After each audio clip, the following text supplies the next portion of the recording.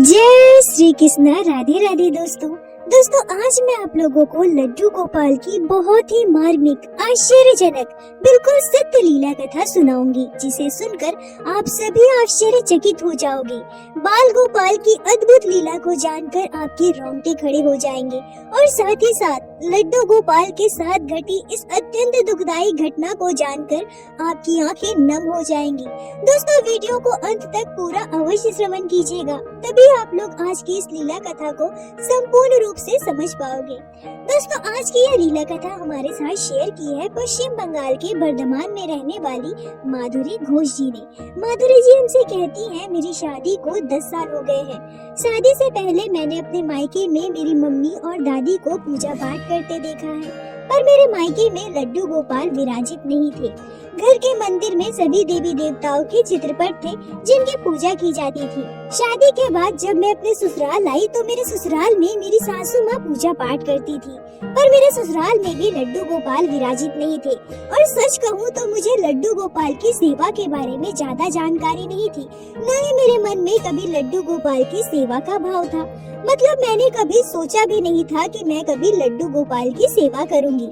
माधुरी जी कहती है कि मैं आप सभी को बता दूं, हम बंगाली परिवार से हैं और बंगालियों में अधिकतर सबके घर नॉनवेज खाया जाता है, मांसाहार किया जाता है। मेरे मायके में ससुराल में सभी मांस मछली खाते थे। मैं भी बचपन से मांस मछली खाया करती थी, यहाँ तक कि हमारे आस पड़ोस सभी लोग मांसाहार करते थे। मेरी शादी के लगभग 9-10 महीने के बाद मेरे ससुराल वालों ने वृंदावन जाने की योजना बनाई। हम सभी वृंदावन धाम गए। हम सभी वृंदावन धाम पहुँचे। वृंदावन जाकर बिहारी जी के दर्शन किए। अच्छे से दर्शन हो जाने के बाद जब हम सभी शॉपिंग कर रहे थे, तभी मुझे एक दुकान पर लड्डू गोपाल के सुंदर सुंदर विग्रह दिखाई दिया। पता नहीं क्यों, पर अचानक से मेरे मन में भाव आई कि मुझे इन्हें अपने घर लेकर जाना है, इनकी सेवा करनी है। मैंने तुरंत अपनी सासू माँ से कहा कि मुझे लड्डू गोपाल लेना है, पर मेरी सासू माँ मुझे मना कर देती है। वो मुझसे कहती है कि हमारे घर लड्डू गोपाल की सेवा नहीं हो सकती है, क्योंकि हम मांस मछली खाते हैं और लड्डू गोपाल की सेवा करना बहुत कठिन होता है। माधुरी जी कहती हैं कि पता नहीं क्यों मुझे अंदर से महसूस हो रहा था कि लड्डू गोपाल मेरे साथ घर जाना चाहते हैं। मुझे बस लड्डू गोपाल को घर लेकर जाना था। मैंने अपनी सासू माँ से कहा कि आप बस मुझे लड्डू गोपाल दिलवा दीजिए, बाकी मैं सब कुछ कर लूंगी, मुझे कोई दिक्कत नहीं होगी। मेरे बार बार जिद करने पर मेरे घर वाले मान गए और वृंदावन से हम एक प्यारे से सुंदर से बाल गोपाल को हमारे घर लेकर आए। माधुरी जी कहती है, जब हम लड्डू गोपाल को घर लेकर आए थे और मैं पंचामृत से स्नान करवा के लड्डू गोपाल को हमारे घर के मंदिर में विराजित कर रही थी, तभी मेरी सासू माँ कहती है, बहू लड्डू गोपाल की सेवा बहुत कठिन है, 4 पहर का भोग लगाना पड़ता है, हम मांस मछली खाते हैं, तुम कैसे कर पाओगी।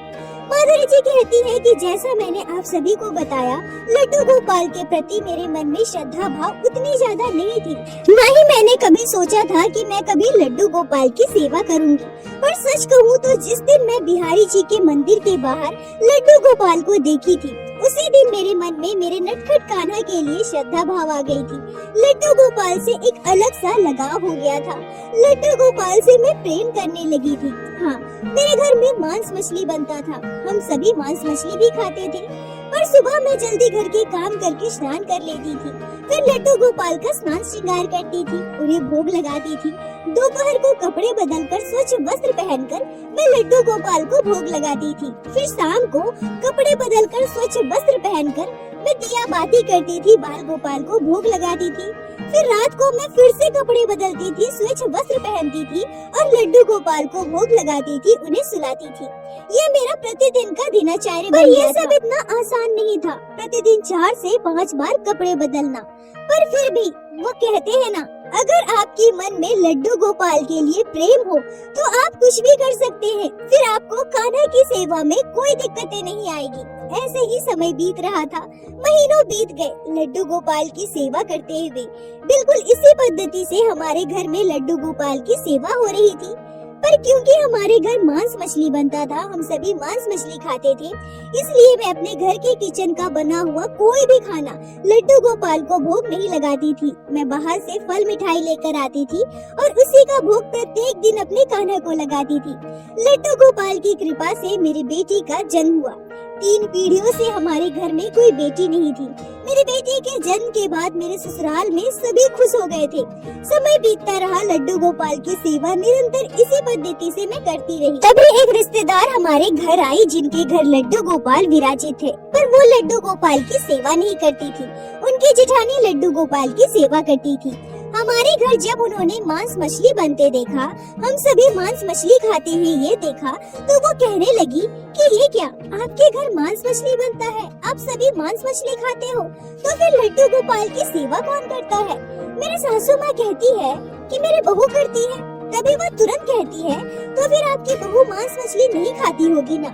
माधुरी जी कहती है कि मैंने उनसे कहा कि मैं मांस मछली तो खाती हूँ, परंतु मैं प्रत्येक बार स्वच्छ वस्त्र पहनकर स्वच्छ होकर लड्डू गोपाल को स्पर्श करती हूँ। तभी वो महिला आश्चर्य होकर कहती है, दिन में 4-5 बार स्वच्छ वस्त्र बदलना, अब दिन में 4-5 बार वस्त्र बदलकर भोग लगाती है, अब इतना सब कर लेती है।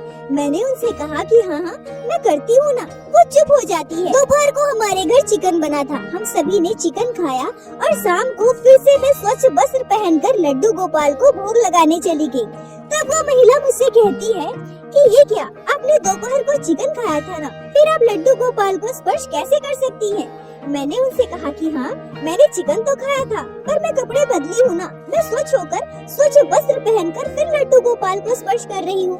तब वो महिला आश्चर्य होकर मुझसे कहती है कि नहीं, ऐसा बिल्कुल भी नहीं होना चाहिए। सकती है, आप मांसाहार करती हैं और लड्डू गोपाल को स्पर्श करती हैं, ये बिल्कुल भी ठीक नहीं है। हमारे घर भी लड्डू गोपाल की सेवा होती है, पर मेरी जेठानी कभी भी मांसाहार नहीं करती। मांस मछली खाकर लड्डू गोपाल को स्पर्श करना बहुत बड़ा पाप है, ऐसा नहीं होना चाहिए। माधुरी जी कहती है कि उनकी बातें मेरे दिमाग में जाकर बैठ गई, पता नहीं क्यों, पर अब मैं भी हमेशा यही सोचने लगी कि मैं बहुत गलत कर रही हूँ। वो ठीक कह रही थी, मांस मछली खाकर लड्डू गोपाल को स्पर्श करना बिल्कुल भी उचित नहीं है। माधुरी जी कहती हैं कि लड्डू गोपाल से मुझे इतना प्रेम हो गया था कि मैं उनके लिए कुछ भी कर सकती थी। अब मेरे मन में यह भाव आया कि नहीं, अब मैं मांस मछली दिन में नहीं खाऊंगी, रात में लड्डू गोपाल को सुलाने के बाद मैं मांस मछली खाऊंगी और उसके अगले दिन स्नान करके तभी लड्डू गोपाल को स्पर्श करूंगी। ये ठीक रहेगा, यही सही होगा। अब मैं इसी पद्धति से लड्डू गोपाल की सेवा करने लगी। ऐसे ही कुछ दिन और बीत गए। अब मैं दिन में मांस मछली खाती तो नहीं थी, पर मुझे सबके लिए पकाना पड़ता था। अब धीरे धीरे मेरे मन में यह भाव आया कि मैं दिन में खाती तो नहीं हूँ, पर मुझे छूना पड़ता है, सबके लिए पकाना पड़ता है और उसके बाद मैं लड्डू गोपाल को स्पर्श करती हूँ। क्या ये सही है? अब मैं क्या करूं? मैं कुछ भी समझ नहीं पा रही थी। फिर मैंने एक दिन अपनी सासू माँ से कहा कि मम्मी जी, आज से दिन में अगर मांस मछली बने तो आप ही पका देना ना, मैं नहीं पकाऊंगी। मेरी सासू माँ कहती है कि क्यों, तुम नहीं खाओगी इसका मतलब ये थोड़ी है कि हम नहीं खाएंगे और तुम हमें बनाकर नहीं खिलाओगी। माधुरी जी कहती है, उस दिन मैंने अपनी सासू माँ को बहुत समझाया था और मेरी सासू माँ बहुत गुस्सा भी हो गई थी। अब मैं दिन में मांस मछली को स्पर्श भी नहीं करती थी, नहीं खाती थी, बस रात में मैं खाया करती थी। दोस्तों, जो इंसान वर्षों से मांस मछली खाता आया हो या फिर कोई ऐसी वस्तु जो उसे अत्यंत प्रिय हो, वो आसानी से उससे नहीं छूटती है। पर जब ठाकुर जी की आप पर कृपा हो जाएगी ना, जब ठाकुर जी आपसे सेवा लेना चाहेंगे, तो एक बात स्मरण रखिएगा, सबसे पहले वो आपके बुरे कर्मों से आपको दूर करेंगे। मांस मछली खाना आपसे बिल्कुल छूट जाएगा। मांसाहारी भोजन करना आपको बिल्कुल भी अच्छा नहीं लगेगा। उन सब चीजों से आपकी रुचि बिल्कुल भी खत्म हो जाएगी। आप चाहकर भी वो नहीं खा पाओगे। वो सारी मांसाहारी चीजें जो कभी आपको बहुत पसंद थी, अब वो देखकर आपको घृणा होने लगेगी। तब आप समझ लेना कि आप पर परम ब्रह्म की कृपा हो रही है। लड्डू गोपाल संपूर्ण रूप से आपसे सेवा लेना चाहते हैं। कुछ ऐसा ही माधुरी जी के साथ हो रहा था। माधुरी जी कहती है कि मैं बचपन से मांस मछली खाती थी, मांस मछली के बिना खाना तक नहीं खा पाती थी, पर अचानक से मुझ में इतना बदलाव आया कि अब मुझे मांस मछली देखने का भी मन नहीं करता था। घर पर मांस मछली बनने से मुझे उसकी दुर्गंध आने लगी थी। मांस मछली खाना तो दूर, मुझे छूना भी अच्छा नहीं लगता था। लड्डू गोपाल की कैसी महिमा है, मुझसे बिल्कुल भी मांस मछली छूट गया। मैं बिल्कुल भी मांस मछली खाना छोड़ दी थी, संपूर्ण रूप से शाकाहारी बन गई थी। पर अब मेरा ऐसा करना मेरे परिवार वालों को बिल्कुल भी अच्छा नहीं लग रहा था, क्योंकि जैसा कि मैंने बताया, हम बंगाली परिवार से हैं। हमारे घर पर एक दिन भी मांस मछली ना बने ऐसा नहीं होता था। सभी हमारे नाते रिश्तेदार पड़ोसी सभी मांसाहार करते थे, पर मैं नहीं खाती थी। अब मेरे ससुराल वाले को इन सब चीजों से दिक्कत होने लगी। वो मुझ पर दबाव बनाने लगे कि तुम भी खाया करो, ऐसे मत छोड़ो, पूजा पाठ भक्ति कर रही हो करो, हमें कोई दिक्कत नहीं है, कोई आपत्ति नहीं है, पर मांस मछली खाना पीना मत छोड़ो, ऐसे कमजोर हो जाओगी, कहीं बाहर जाओगी तो खाने पीने में दिक्कतें आएगी। और ऐसे ही ना जाने कितनी बातें उनके मन में चला करती थी। पर मैंने भी साफ साफ कह दिया था कि मैं नहीं खाऊंगी। आप लोगों को खाने से मैं मना नहीं कर रही हूँ, तो कृपया करके आप लोग भी मुझसे जोर जबरदस्ती मत करिए, मैं नहीं खा सकती। माधुरी जी कहती हैं कि कुछ दिनों के बाद मेरे मन में यह भाव आने लगा कि हमारे घर मांस मछली बनता है। घर के अंदर ही किचन है, घर के अंदर ही हमारा मंदिर है, जहाँ मेरे लड्डू गोपाल विराजित है। अगर मुझे मांस मछली से इतनी दुर्गंध आ रही है, तो मेरे कान्हा को कितनी दुर्गंध आती होगी, मेरे कान्हा को कितनी तकलीफ होती होगी। और दोस्तों, एक बात याद रखिएगा, आपके मन में अगर कोई भाव आ रहा है, आपको कुछ महसूस हो रहा है, तो स्मरण रखिए, वो आप अपनी मर्जी से नहीं सोच रहे हैं। आपके लड्डू गोपाल आपके मन में ये सारी बातें डाल रहे हैं, आपके अंदर ये भाव ला रहे हैं, तभी आप ये सब सोच पा रहे हैं। माधुरी जी कहती है कि अब मैं सत्संग सुनने लगी थी, लड्डू गोपाल की सत्य लीलाएं सुना करती थी, मोबाइल पर वीडियो देखने लगी थी। धीरे धीरे मैं पूरी तरह से कृष्ण भक्ति में रम चुकी थी। मैं कभी भी अपने घर का बना हुआ भोजन लड्डू गोपाल को भोग नहीं लगा पाती थी, क्योंकि हमारे घर मांस मछली बनता था। पर मैंने धीरे धीरे लड्डू गोपाल का भोग बनाने के लिए सारे बर्तन खरीद लिए, एक छोटा सा गैस सिलेंडर खरीदा।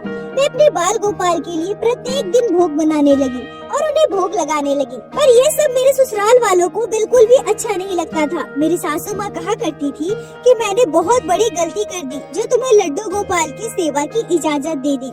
ये सब क्या है बहू, ये सब अच्छा थोड़ी लगता है। माधुरी जी कहती हैं कि मैं कृष्ण के बारे में पढ़ना शुरू की थी। अब मैं भागवत पढ़ा करती थी, सत्संग सुना करती थी, लड्डू गोपाल की सत्य लीलाएं सुना करती थी, तरह तरह की वीडियो देखा करती थी, जिससे मुझे श्री कृष्ण के बारे में और जानने को मिलता था, अनेक ज्ञान मिलता था। अब मेरे मन में यह भाव आया कि हमारे घर में किसी को भी मांस मछली नहीं खाना चाहिए। मांस मछली खाने से जीव हत्या का पाप लगता है। हम इंसान हैं, राक्षस नहीं। जब मेरे हस्बैंड ऑफिस जाते थे, तब मैं उन्हें तरह तरह की वीडियो भेजती थी, जिन वीडियो में यह बताया जाता था कि हमें मांस मछली नहीं खाना चाहिए और क्यों नहीं खाना चाहिए। मैं अपनी सासू माँ को, ससुर जी को वीडियो दिखाया करती थी, पर सभी मुझसे यही कहते थे कि दुनिया में इतने सारे लोग मांस मछली खाते हैं, अगर ऐसा है, गलत होता तो इतने सारे लोग क्यों खाते? तुम पागल हो गई हो, तुम मत खाओ, हम तो खाएंगे। मेरी सासू माँ कहती थी कि हम बचपन से मांस मछली खाते आ रहे हैं, पर हाँ, पूजा पाठ भी करते हैं, भगवान को भी मानते हैं, पर इसका मतलब ये थोड़ी है कि खाना पीना छोड़ दे। नहीं नहीं, हमसे तो ये सब नहीं छूटेगा, हम तो खाएंगे, तुम मत खाओ। माधुरी जी कहती है कि हमारे घर में मांस मछली बनता था तो मुझे बहुत बुरा लगता था। मैं अपने कान्हा के पास बैठकर रोया करती थी। मैं उनसे कहा करती थी, हे मेरे लाला, मेरे परिवार वाले को सद्बुद्धि दीजिए, उन्हें भक्ति की मार्ग पर लेकर आइए। मेरे परिवार वाले आपको मानते तो है, पर वो मांस मछली नहीं छोड़ना चाहते। कान्हा, ऐसा कृपा करो कि उनसे मांस मछली संपूर्ण रूप से छूट जाए, ऐसी कृपा करो प्रभु। हमारे घर में जब भी मांस मछली बनता था तो मैं हमारे घर के मंदिर में ढेर सारी सुगंधित अगरबत्ती जलाया करती थी, इत्र छिड़का करती थी, जिससे कि मेरे कान्हा को तकलीफ ना हो, उन्हें बदबू ना लगे। और मेरा ऐसा करने से मेरे परिवार वाले बहुत चिढ़ते थे। और इसी बीच हमारे जीवन में एक ऐसी घटना घटी जिसे सुनकर आप सभी हैरान हो जाओगे। माधुरी जी कहती है कि मेरी 4 साल की बेटी, जिससे हमारा पूरा परिवार बहुत प्रेम करता था, अचानक से उसकी तबीयत खराब हो गई। सर्दी, जुकाम, निमोनिया की वजह से उसे सांस लेने में बहुत दिक्कत आ रही थी। जल्दी से मेरी बेटी को अस्पताल में भर्ती करवाया गया। उसे ऑक्सीजन मास्क पहनाया गया। मेरी बेटी बहुत छोटी थी। छोटी सी बच्ची को बहुत तकलीफ हो रहा था। उसे तकलीफ में देखकर मेरी आंखों से आंसू नहीं रुक रहे थे। हमारा पूरा परिवार बहुत परेशान था। 2 दिन बीत गए थे पर मेरी बेटी की हालत में कोई सुधार नहीं हो रहा था। हम सभी अस्पताल में बैठे थे। मेरी बेटी की हालत दिन प्रतिदिन खराब होती जा रही थी। हम सभी अस्पताल में बैठे बैठे रो रहे थे। तभी अचानक से मेरे सासू माँ कहती है कि तुम लड्डू गोपाल की इतनी सेवा करती हो ना, अपने लाला से कहो कि हमारी बच्ची को ठीक कर दे। तभी मेरे हस्बैंड रोते हुए कहते हैं, हाँ माधुरी, अपने लड्डू गोपाल से कहो ना, हमारी छोटी सी बच्ची को इतनी तकलीफ क्यों झेलनी पड़ रही है। कहो ना अपने कानों से हमारी बिटिया को ठीक कर दे।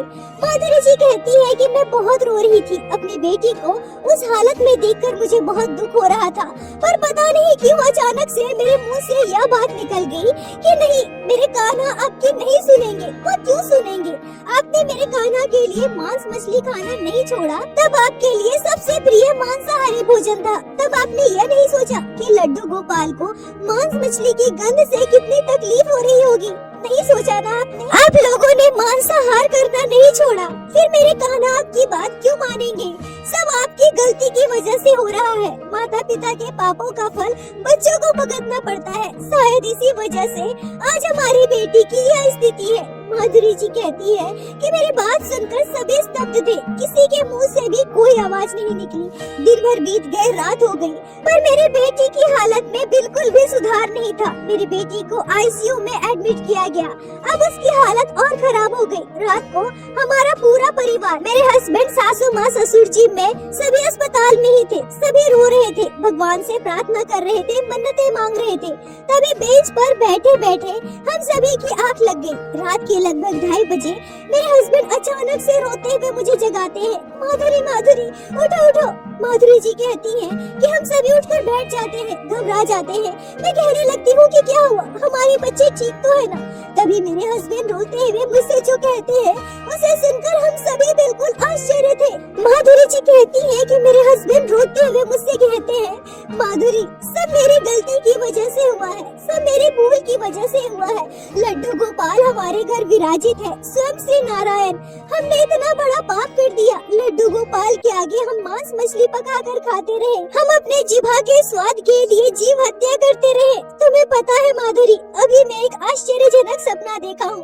मैं अपने सपने में देखता हूँ कि मम्मी हमारे किचन में मांस पका रही है और लड्डू गोपाल मंदिर में विराजित है। और तभी मैं अचानक देखता हूँ कि लड्डू गोपाल की दोनों आंखों से आंसू बह रहे हैं और कान्हा अचानक से बोल पड़े। वो कहते हैं कि मुझे बहुत तकलीफ हो रही है, यहाँ से हटाओ इसे, हटाओ, मुझे बहुत दुर्गंध आ रही है। तुम लोग ये सब क्यों खाते हो? ये गलत है, जीव हत्या है।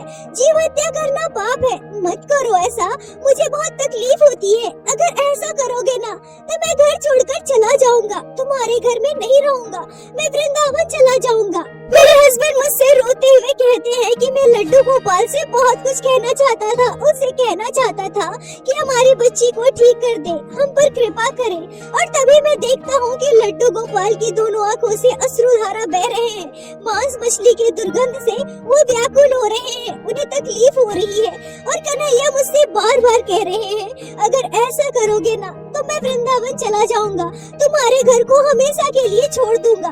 माधुरी जी कहती है कि मेरे हस्बैंड के सपने की बात जानकर मेरी सासू माँ, ससुर जी, मैं सभी आश्चर्य थे। लड्डू गोपाल ने साक्षात मेरे हस्बैंड को दर्शन दिए और उनका मार्गदर्शन किया, उनसे अपनी प्रथा बताई। कान्हा को पता था कि कहीं न कहीं मेरी बातों का असर मेरे परिवार वालों को नहीं हो रहा है। मेरे लाला को जितना तकलीफ हो रही थी उतनी ही तकलीफ मुझे भी हो रही थी। मैं बिल्कुल भी अपनी लाला की तकलीफ सह नहीं पा रही थी। इसलिए अपने भक्त के दर्द को दूर करने के लिए, तकलीफ को दूर करने के लिए मेरे लल्ला साक्षात मेरे हस्बैंड के सपने में आए। तभी मेरी सासू माँ रोते हुए कहती है कि नहीं नहीं, अब हमारे घर मांस मछली नहीं बनेगा। लड्डू गोपाल साक्षात तुम्हारे सपने में आए और तुम्हें यह आभास दिलाया कि हमसे कितना बड़ा पाप हो रहा है। और मेरे हस्बैंड ने भी यही कहा कि अब हम मांस मछली नहीं खाएंगे, न ही हमारे घर पर बनाया जाएगा। भगवान श्री कृष्ण के बाल स्वरूप लड्डू गोपाल साक्षात हमारे घर विराजित है। उनमें प्राण है, यह मैंने स्वयं महसूस किया है। मैं भी लड्डू गोपाल की सेवा करूंगा। मैं कसम खाता हूँ कि आज के बाद कभी भी मैं मांस मछली को स्पर्श तक नहीं करूंगा। माधुरी जी कहती है कि यह बिल्कुल ही आश्चर्यजनक था, जिस पर विश्वास करना बहुत ही मुश्किल है। पिछले 4 दिनों से मेरी बेटी की तबीयत लगातार बिगड़ रही थी। वो आईसीयू में पहुंच चुकी थी, पर इस घटना के बाद अगले ही दिन डॉक्टर आते हैं और कहते हैं कि आपकी बेटी खतरे से बाहर है, उसकी तबीयत में सुधार हो रहा है और अगले 2 दिनों के अंदर अंदर मेरी बेटी पूर्ण रूप से स्वस्थ हो जाती है। उसे अस्पताल से छुट्टी मिल जाती है। मेरी बेटी को लेकर हम घर आते हैं और लड्डू गोपाल की सेवा पूरे श्रद्धा भाव से हमारा पूरा परिवार मिलजुल कर करने लगता है। और इस घटना के बाद हमारे घर में मांस मछली बनना बिल्कुल बंद हो गया। यहाँ तक कि हमारे घर में प्याज लहसुन भी नहीं बनता है। हमारा पूरा परिवार संपूर्ण रूप से शाकाहारी बन गया। लड्डू गोपाल ने जो लीला हमारे साथ की है, जो हमारे साथ चमत्कार किया है, उसे मैं अपने पूरे जीवन काल में कभी नहीं भूल सकती। माधुरी जी, आपका बहुत बहुत धन्यवाद जो आपने लड्डू गोपाल के इस चमत्कारी लीला कथा को हमारे साथ शेयर की, जिसे मैं हमारे चैनल के माध्यम से बाकी सारे भक्तों तक पहुंचा सकी। अपना प्यार और साथ ऐसे ही बनाए रखें। दोस्तों, एक बात हमेशा याद रखिए, अगर ठाकुर जी की कृपा आप पर हो गई तो धीरे धीरे आपसे आपके सारे बुरे कर्म छूट जाएंगे। आप पूर्ण रूप से ठाकुर जी की भक्ति में लीन हो जाइएगा। आप सोच भी नहीं सकते कि आपसे वो सारी आदतें भी छूट जाएगी जो कभी आपके लिए बहुत प्यारी थी, जिसके बिना आप कभी जी भी नहीं पाते थे। इसलिए दोस्तों, ठाकुर जी पर विश्वास रखिए, उनसे प्रेम कीजिए, उनकी नित्य सेवा कीजिए। और अगर ठाकुर जी को भी आपसे प्रेम हो गया, अगर लड्डू गोपाल ने एक बार आपकी भक्ति को स्वीकार कर लिया, फिर समझ जाइए कि संसार में आना आपका सफल हुआ। जो कृष्ण भक्त होते हैं, जिनको भगवान श्री कृष्ण की सेवा मिलती है, लड्डू गोपाल की सेवा करते हैं, वो बहुत ही सौभाग्यशाली होते हैं। उनका किसी न किसी जन्म में भगवान श्री कृष्ण से अवश्य संबंध होता है। आप और हम बहुत सौभाग्यशाली हैं जो हमारे घर लड्डू गोपाल विराजते हैं, हम उनकी सेवा करते हैं। इसलिए दोस्तों, एक बार मेरे साथ प्रेम से कहिए, बोलो बाके बिहारी लाल की जय, लड्डू गोपाल की जय, जय जय श्री राधे। दोस्तों, यदि आप लोगों को आज की यह लीला कथा अच्छी लगी हो, आपके हृदय को स्पर्श की हो, तो कृपया वीडियो को लाइक करके अपने दोस्तों के साथ शेयर अवश्य करें, जिससे बाकी भक्त भी लड्डू गोपाल की इस अद्भुत लीला कथा को श्रवण कर सके और हमारे चैनल को सब्सक्राइब करें।